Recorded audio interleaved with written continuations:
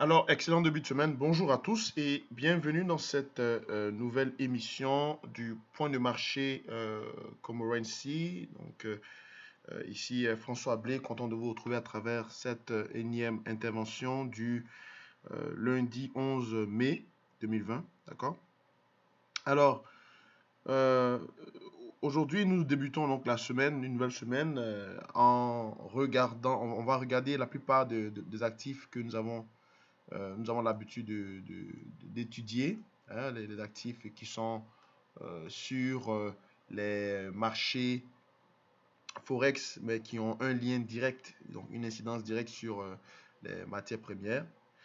Et avant de se quitter pour la semaine dernière, on avait donc vu que les stratégies qu'on avait émises la semaine passée n'étaient pas, avaient été dans la majorité d'entre elles euh, dérouté par les chiffres qui ont été fournis, hein, par les différents émetteurs ou les différents fournisseurs d'informations, que ce soit au niveau de l'Euronext, donc les marchés européens, ou bien le NYMEX pour le pétrole, ou ainsi de suite. On a vu que les marchés, surtout au niveau de l'USD-CAD, étaient en train de s'apprêter à faire des creux et auront des potentiels rebonds. Et au niveau du dollar néo-zélandais, ils s'apprêtaient à faire des sommets et ils auront des potentiels euh, échecs, d'accord, sur les plus hauts. Ok.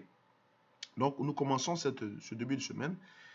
Il est 6h15. On voit très bien que au niveau de l'USD-CAD, ici, on a eu donc un rebond. Donc le rebond attendu qu'on avait décelé à travers l'émission du vendredi a eu lieu parce que on vient à peine, on a ouvert depuis hier, le Forex ouvre à partir de 18h, donc là, dimanche à partir de 18h, heure nord-américaine, le Forex commence à coter et le moins qu'on puisse dire, c'est qu'on a eu un rebond effectivement sur la zone ici, la zone, le support qui a été dessiné le vendredi. Okay. Même son de cloche le dollar néo-zélandais, on est en train de corriger, comme attendu, dans la zone où on s'attendait à à un ralentissement des cours.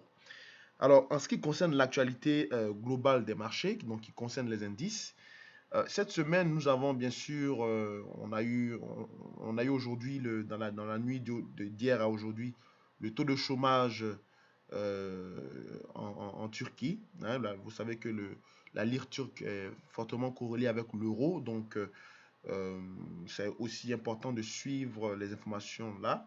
Donc le taux de chômage en Turquie est relativement similaire à la plupart des pays dits industrialisés, tels que le Canada, les États-Unis et ainsi de suite. Le taux de chômage s'établit à 13,6%. Après, nous avons aussi le, la, l'offre, hein, l'offre de la monnaie chinoise, le yuan, donc le M2, le M2 Money Supply, donc en rythme annuel, qui lui, je crois, s'est accru. Hein, il s'est accru, c'est-à-dire la prévision passée était à 10,4%, là on est à 11,1%. Donc on a eu une légère augmentation de l'offre du yuan au niveau de la banque centrale chinoise, la PBOC. Donc, si l'offre de la monnaie chinoise augmente, on le sait, hein, donc en termes de politique monétaire, donc ça veut dire qu'il y aura une dépréciation où il y a déjà eu une dépréciation de la monnaie chinoise, une légère dépréciation. Donc, on regarde toujours la quantité de la monnaie, donc son taux d'accroissement, puis on regarde le niveau de la monnaie actuellement, et on remarque qu'effectivement, il y a eu une dépréciation, et donc, forcément, ça met les cours du dollar DXY sous pression haussière. Hein. Donc, à chaque creux que nous allons faire, on risque d'avoir des nouveaux rebondissements. Bon, lorsqu'on finissait la semaine passée, au début, c'est-à-dire le vendredi, on avait vu qu'on était sur quasiment des creux et on s'apprêtait à ce que le dollar, le DXY, donc rebondisse à cause du support qui est soutenu, un grand support qui est soutenu. D'accord. Donc on a vu que on était à 98 et quelques lorsqu'on a clôturé le marché le vendredi. Hein, pour ceux qui n'ont pas vu la vidéo, vous pouvez aller revoir. Et ce matin, on cote à 100. Vous comprenez? Donc, effectivement, on a eu donc cette dépréciation qui a eu lieu. Mais c'est toujours anticipé. Hein, c'est toujours anticipé au moins quelques jours ou quelques semaines à l'avance. Mais on savait très bien que le dollar était soutenu à très court terme et c'est ce que j'avais mentionné dans cette intervention. Okay? Donc, à ce niveau-là, si le dollar accélère ou le dollar est soutenu, donc le scénario qu'on avait entrevu, c'était que le dollar soit soutenu à très court terme pour qu'on ait donc un rebond sur les creux de l'USD CAD, voilà, et également une correction partielle ou une correction allégée au niveau du dollar néo-zélandais, dollar américain et du dollar australien. Hein. Alors, également au niveau des chiffres qui sont disponibles cette semaine, c'est une semaine qui n'est pas très, il n'y aura pas beaucoup d'informations financières, d'informations économiques. Il y en a quelques-unes, donc dont l'offre de la monnaie chinoise. On a aussi l'indice NAB, Business Confidence, donc l'indice national du sentiment des affaires en Australie, qui est très important, qui est aussi attendu. On a également l'inflation chinoise, d'accord? Donc ça compte essentiellement, surtout pour voir est-ce qu'on peut s'attendre à des représailles commerciales. Parce qu'on a débuté actuellement avec des clashs entre l'administration chinoise et l'administration américaine. Ça a repris. Hein, les clashs douaniers ont repris. Donc, en fonction du rythme de l'inflation en Chine, on peut s'attendre à avoir également des représailles, des répercussions sur la politique commerciale chinoise. D'accord?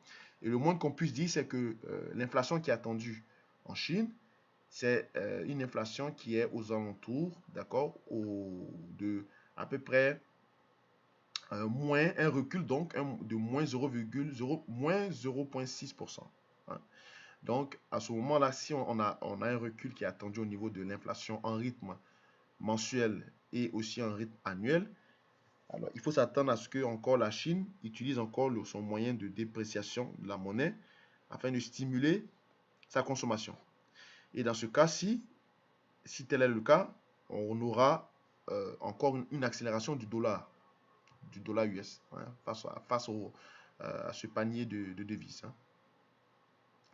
Alors, donc, de façon globale, le calendrier de marché nous montre aussi des chiffres également d'inflation aux États-Unis qui sont attendus eux aussi en recul, notamment l'inflation en rythme mensuel. Au niveau de la Chine, c'était à moins 0,6. Au niveau des États-Unis, c'est attendu à moins 0,8%. L'inflation core, donc l'inflation sous-jacente, il est attendu également en recul, hein, à moins 0,3. Donc c'est une année qui n'est pas tellement intéressante pour les États-Unis parce que le recul de l'inflation montre très bien qu'il y a une dynamique, voilà, une dynamique déflationniste, hein, qui plane aux États-Unis parce que on a vu il y a une réduction de la consommation, il y a une réduction également au niveau des chiffres des ventes de détail. Donc, c'est quasiment logique qu'on ait une inflation de ce type-là. D'accord? Et un recul également de la consommation. Donc, si les particuliers américains ne cherchent pas à dépenser leur argent, ce qui est normal en temps de crise, on cherche tout ça, comme on le dit, cash is king, on aura un dollar qui sera toujours soutenu parce que le dollar est recherché pour être utilisé comme un actif refuge. Hein. Donc, forcément, mauvais chiffre d'inflation US, mauvais chiffre d'inflation en Chine, d'accord, et augmentation de l'offre du yuan est égal à accélération du dollar américain à très court terme. Okay? C'est le scénario qui est en vue. Au niveau du mercredi, mercredi, on a bien sûr les chiffres préestimés donc du taux de croissance en Angleterre. Au-delà de ça, il n'y a pas de grosses nouvelles en quelque sorte. Bon, vous avez habituellement aussi les décomptes du pétrole traditionnel, hein, donc bon, voilà, et quelques discours, quelques interventions de banquiers centraux aux États-Unis comme à la BCE, comme euh, Luis de Guindos et puis euh, Sabrina Lautenschlager et ainsi de suite. Donc ce ne sont pas vraiment des officiels généralement qui prennent la parole, mais c'est plutôt des, des, des mises, comment on peut dire ça, des statements update, bon, je ne sais pas comment dire, mais c'est-à-dire des déclarations de mise à jour en fait de la politique de la zone euro, hein, pour voir un peu ce qui va être ajusté ou pas. Ok. Donc, par rapport à ça, le calendrier, je considère que le calendrier des marchés est, pour l'instant, il est moins achalandé que celui qu'on a eu la semaine passée. Ok. Alors, rapidement pour finir donc notre intervention, euh, la discussion sur la table actuellement qui est là, c'est que la plupart aux États-Unis, on est en train de chercher à rouvrir un des États qui, est qui était l'épicentre de la contamination pardon, du coronavirus, c'est-à-dire c'est l'État de New Yorkais, hein, l'État de New York, avec son gouverneur qui est M. Cuomo.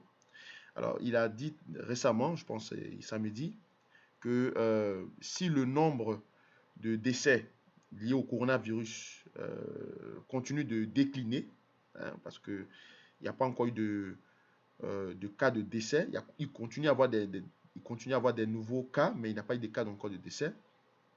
Si on observe un déclin, un fort recul dans les nouveaux cas de décès, c'est probable qu'on rouvre d'abord quelques commerces, donc une ouverture partielle de l'économie en Amérique du Nord, donc à New York, à partir du 15 mai, donc dans 4 jours. Ok. Et progressivement, New York va s'ouvrir au fur et à mesure que le printemps, quasiment à la fin du printemps, donc vers la mi-juin, fin juin. Ok.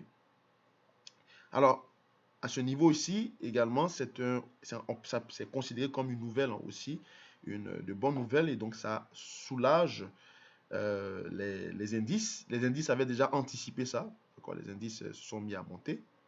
Et actuellement, c'est ça qui est donc, la discussion autour. Alors, par conséquent, dans un tel contexte, une revêtue partielle du marché ne signifie pas nécessairement que il y a une prise de risque qui peut être vue. Ça signifie simplement que c'est un on va dire, euh, léger, un léger début d'ouverture de l'économie américaine qui jusque-là qui est fermée. Okay?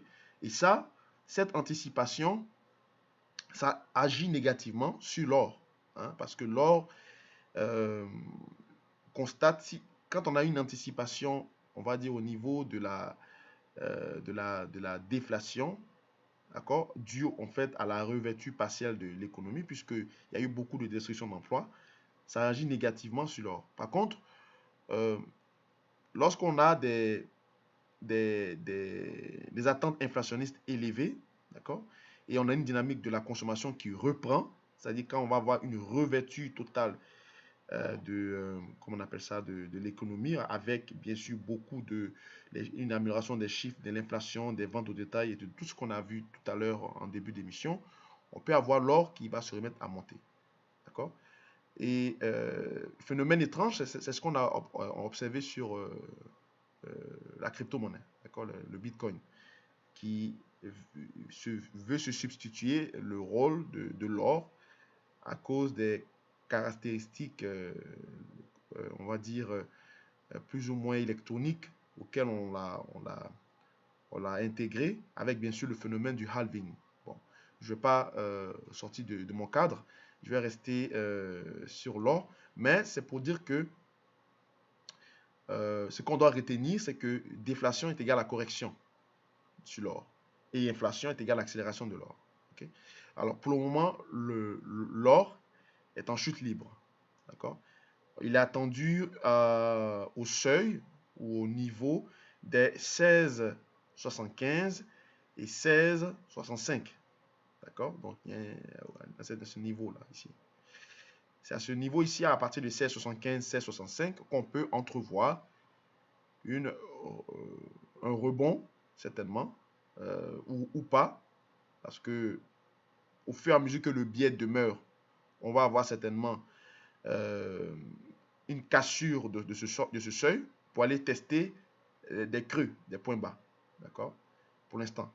Mais lorsque les données s'améliorent, et ici également on a une actualité qui est aussi internationale qui s'améliore parce que l'Inde est l'un des plus gros exportateurs et consommateurs de l'or et l'Inde aussi a des difficultés. Donc, au niveau de son inflation, bien sûr, et sa croissance donc qui est en recul. Donc, lorsque les chiffres de l'Inde vont s'améliorer, on pourra avoir un retour de l'or qui pourra alimenter donc les données sur l'inflation. Ok. Voilà un peu ce que j'avais à dire ce matin. Je vais m'arrêter là pour aujourd'hui. Alors, les stratégies, rapidement, c'est déjà fait. Hein. Vous voyez que l'USDCAD a commencé à rebondir sur le support qu'on avait dessiné le vendredi. Donc, ceux qui ont acheté dans ce niveau, bravo, tenez-le. Et on peut aller retrouver rapidement les seuils qui sont ici, à peu près de 1,40, 320. D'accord? Au fur et à mesure que le dollar se montre vigoureux, on peut donc retrouver les sommets. Et également ceux qui ont shorté aussi NSD USD, donc sur le sommet ici. Donc on peut aller également visiter le premier niveau, c'est 0,6400. Et après, si on le casse, ben, on peut aller viser également le premier creux qui est à 0,59, ainsi de suite. Okay, donc, il fallait juste rentrer ici. Ceux qui l'ont fait, bravo. C'était la stratégie qui était donnée ou qui était, on va dire, mise sur la table, qu'on allait étudier aujourd'hui en début de séance. D'accord? Donc, le marché a déjà commencé à descendre.